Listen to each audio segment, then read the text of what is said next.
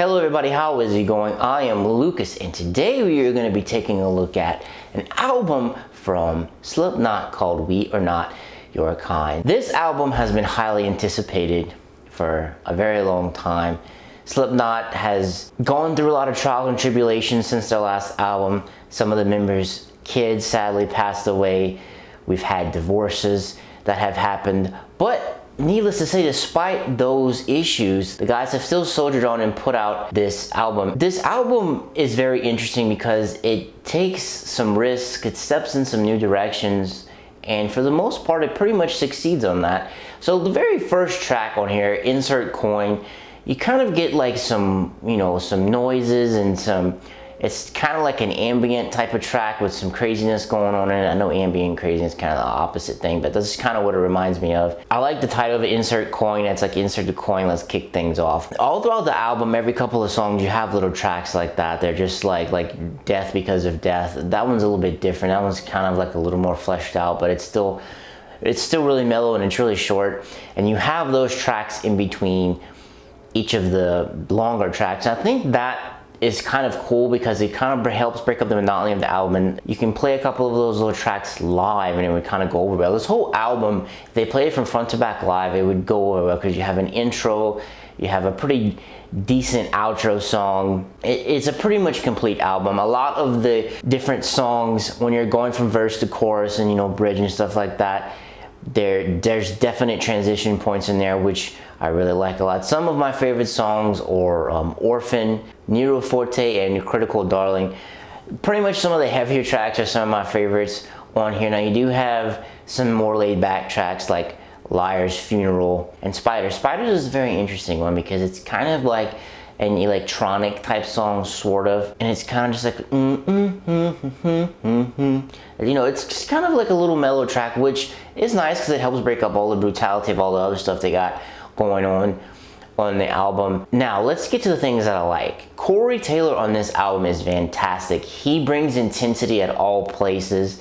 He dials it back when he needs to. Corey is the all-star of this album because at times he's bringing super high intensity and the music doesn't match his intensity, which is kind of odd because in a lot of the other albums that I reviewed this year, it was kind of the opposite.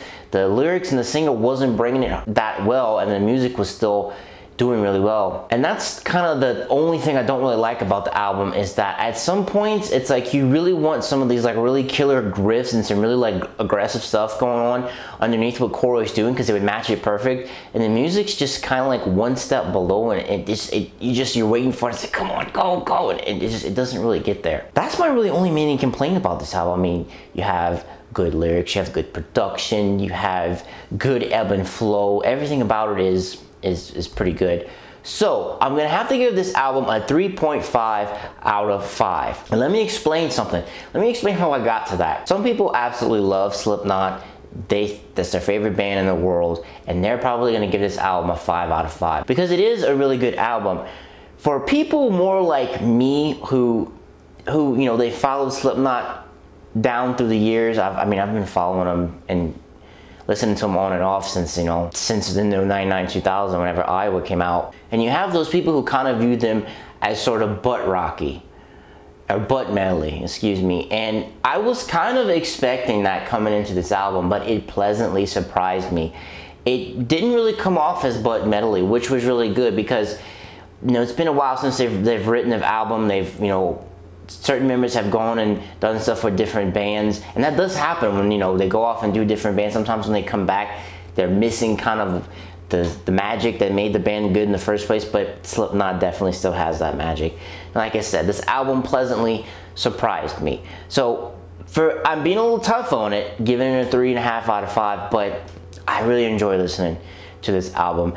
Sometimes when I review stuff, it's a chore to listen to, and it's like, I don't want to listen to this. Why do I have to listen to this? It's like, please let it be over. But this, I enjoyed it front to back. And Spiders, I know I talked about that a little bit earlier, but that song, it is really cool. They did something a little bit different. That's the first type of time. That is the first time I have heard a Slipknot song like that, and I found it was really neat. Let me know what you think of We Are Not Your Kind in the comments down below. Like I said, I was a little hard on it, but let me know in the comments down below. So me, you're gonna have to be out. Peace.